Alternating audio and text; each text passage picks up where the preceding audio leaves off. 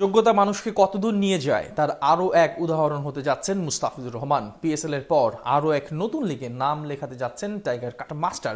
শুধু তিনি একাই নন, তার সাথে আরও একবার জুটি করতে দেখা যেতে পারে পারভেজ হোসেন ইমনকে। ভিন দেশের লিগে এই দুই তারকা ক্রিকেটারের সাথে আরও থাকতে পারেন সিকান্দার রাজা, শাহিন শাহ আফ্রিদির মতো তারকারা। নতুন তবে কোন লিগে খেলতে যেতে পারেন মুস্তাফিজ? বিস্তারিত রিপোর্ট। বাংলাদেশের প্রত্যন্ত অঞ্চল সাতক্ষীরার তেতুলিয়া গ্রাম ঢাকা থেকে প্রায় ২৫০ কিলোমিটারের বেশি দূরের এলাকা। সেখান থেকে বিশ্ব দরবারে শ্রেষ্ঠত্বের সিংহাসন দখল, জগতের অন্যতম নামকরা ক্রিকেটারে পরিণত হওয়া এ যেন এক অভাবনীয় গল্প, যেই গল্পের নায়ক মুস্তাফিজুর রহমান। দারিদ্রতা থেকে শুরু করে নানান প্রতিকূলতা ডিঙ্গিয়ে তিনি আজ টি-20 ফরম্যাটে মহাবিশ্বের অন্যতম সেরা ক্রিকেটারে পরিণত হয়েছেন। একের পর এক লিগ ও টুর্নামেন্ট খেলে বেড়াচ্ছেন। সেই তালিকায় এবার যুক্ত হতে পারে আরও একটি। প্রথমবারের মতো নতুন এক বৈশ্বিক লিগে খেলার হাতছানি দিচ্ছে মুস্তাফিজকে। এই তো দুদিন আগে পাকিস্তান সুপার লিগ থেকে ফিরেছেন টাইগার কাটার মাস্টার। বল হাতে সেখানে দুর্দান্ত পারফরমেন্স করে এসেছেন এই পেসার।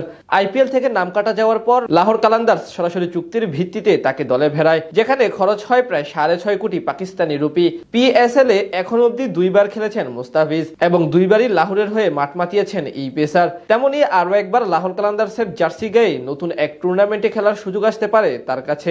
শুধু মুস্তাফিজ একা নন, একই সাথে পারভেজ হোসেন ইমনকেও দেখা যেতে পারে তার সাথে মাঠ মাতাতে।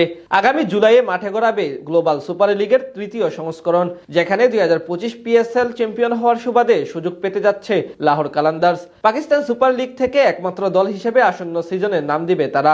সেখানে বর্তমানে খেলছেন মুস্তাফিজুর রহমান এবং পারভেজ হোসেন ইমন। যদিও ইনজুরির কারণে টুর্নামেন্টের মাঝপথে দেশে ফিরতে হয়েছে ইমনকে, তবে যতদিন ছিলেন বেশ ভালো পারফরমেন্স করে এসেছেন তিনি। বলা চলে লাহোর টিম ম্যানেজমেন্টের মন জয় করে নিয়েছেন এই বামহাতি ব্যাটার। অন্যদিকে মুস্তাফিজ ছিলেন দলের অন্যতম সেরা পারফর্মার। সেখান থেকে দুজনকেই গ্লোবাল সুপার লিগের জন্য রেখে দিতে চাইবে লাহোর কালান্দার্স। বিশেষ করে গায়ানার মতো স্লো কন্ডিশনে মুস্তাফিজের মতো একজন স্লোয়ার ভেরিয়েশন সমৃদ্ধ পেসার ট্রাম্প কার্ড হতে পারেন যে কোনো দলের জন্য। এমন কন্ডিশনে বিশ্বের অন্যতম বিপজ্জনক পেসার তিনি। তাই লাহোর কালান্দার্স যদি দল সাজায়, সেক্ষেত্রে ফিজের নাম বেশ গুরুত্বের সাথে আমলে নিবে। শুধু মুস্তাফিজ না, পারভেজ হোসেন ইমনকেও পেতে চাইবে ফ্র্যাঞ্চাইজিটি। কারণ টুর্নামেন্টে ব্যাট হাতে তার পাওয়ার হিটিং এবিলিটি কাজে লাগাতে পারলে টুর্নামেন্টে চ্যাম্পিয়ন হওয়ার পথ অনেকটাই সহজ হয়ে যাবে লাহোরের জন্য।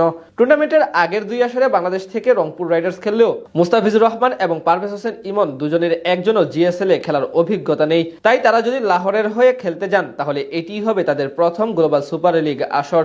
এদিকে এবার বিপিএল থেকে রাজশাহী ওয়ারিয়র্সের খেলার কথা থাকলেও এখন অব্দি এ বিষয়ে কিছু জানা যায়নি। এর আগে বাংলাদেশ থেকে গায়ানা অ্যামাজন ওয়ারিয়র্সের হয়ে মাঠ মাতিয়েছিলেন ডানহাতি পেসার তানজিম হাসান সাকিব। তিনিও খেলেছিলেন গ্লোবাল সুপার লিগে।